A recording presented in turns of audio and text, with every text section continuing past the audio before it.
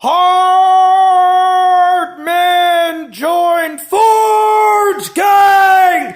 Forge Gang never dies! Let's go! This is your host with the most, the Warhammer, the Forge Master himself, broadcasting to you live at the Warhammer Citadel, the center of all the Forge interconnected network, and powered by electromagnetic Tesla coil technology, bringing you an awesome message right now and right here about Confederate defeat or Southern defeat and Southern regional identity. So, basically, in 1865, the South lost the Civil War. There was a lot of destruction. 250-something odd Confederates lost their lives. And like 10 to 20,000 or so civilians, give or take, died.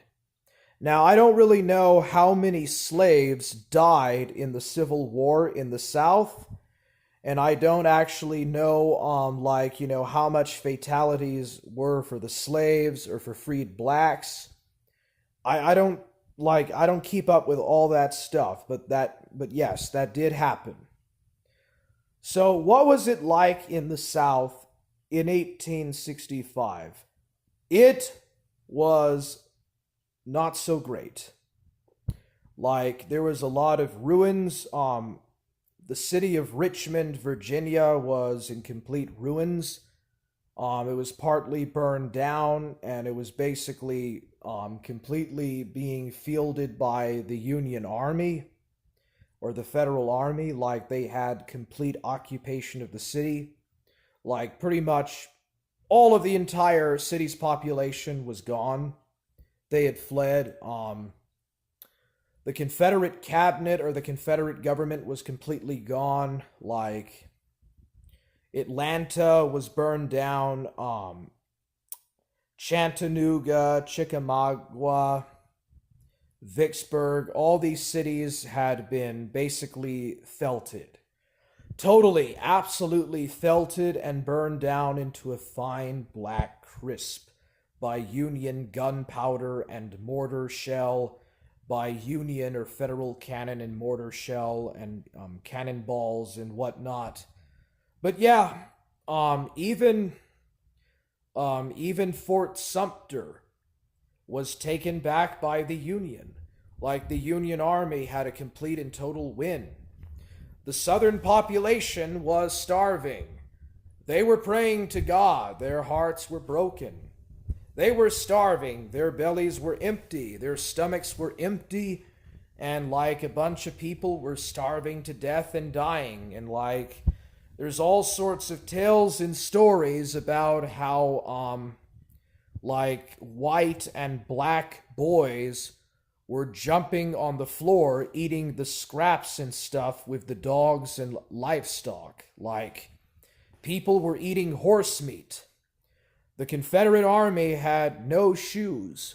They were just dirty and filthy and wearing completely worn out clothing with a bunch of holes or patches of holes and stuff all over them.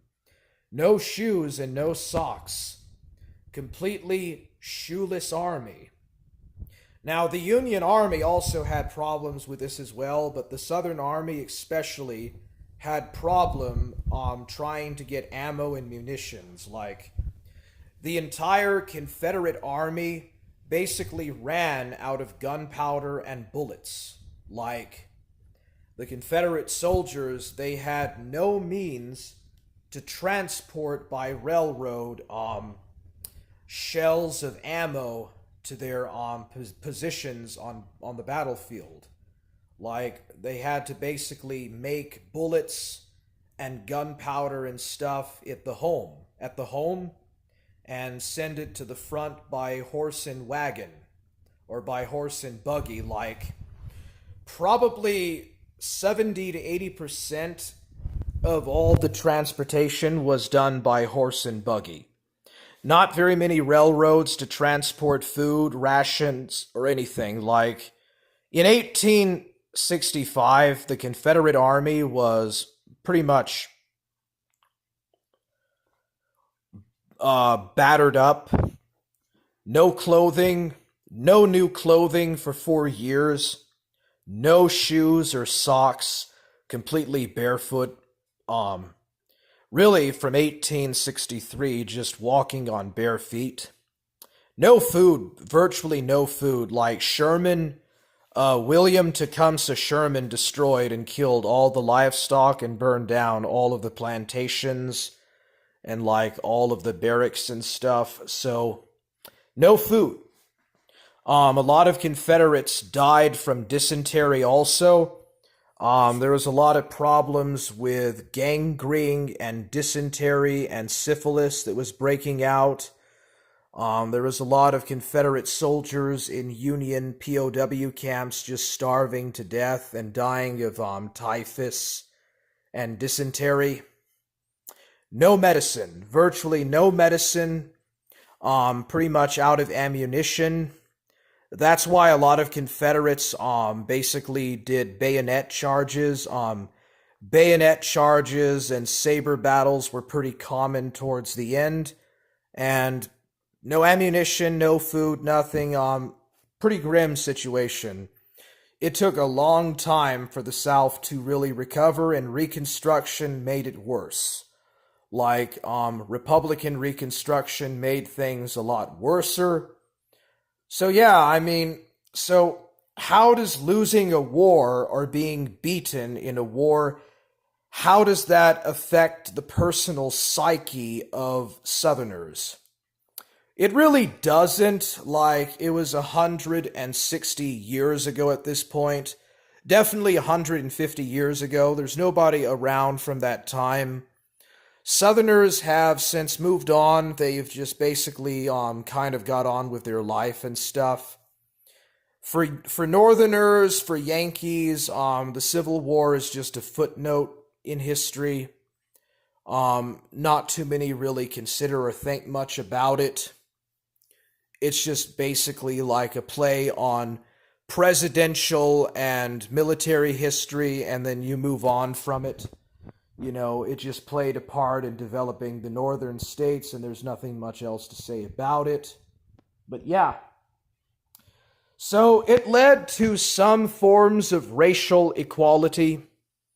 The North was already kind of moving in this direction in a way. And then there was a backlash in both the North and the South, and especially the Western states. There was a backlash to Chinese immigration. There was a backlash to giving citizenship and rights to blacks. The Indian Wars were really going on at this time. The frontier was being settled and pushed westward. So yeah, there was a major reverse and interest in social Darwinism, biblical racism, a renewed, rekindled interest in white supremacy.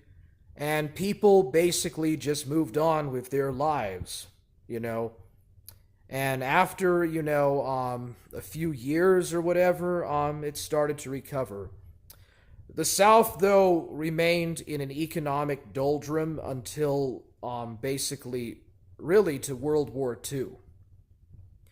Like, the entire South, it was in a mired up economic depression, a very long and pretty bad depression for a very long time. It kind of recovered here and there, but basically it stayed down until World War II. And even after World War II, the South was still pretty economically backward. It was really not until the Republican strategy under Richard Nixon and Ronald Reagan and kind of the reorientation of jobs and stuff to the South from the Rust Belt and Republican strategy that the South really finally did economically recover.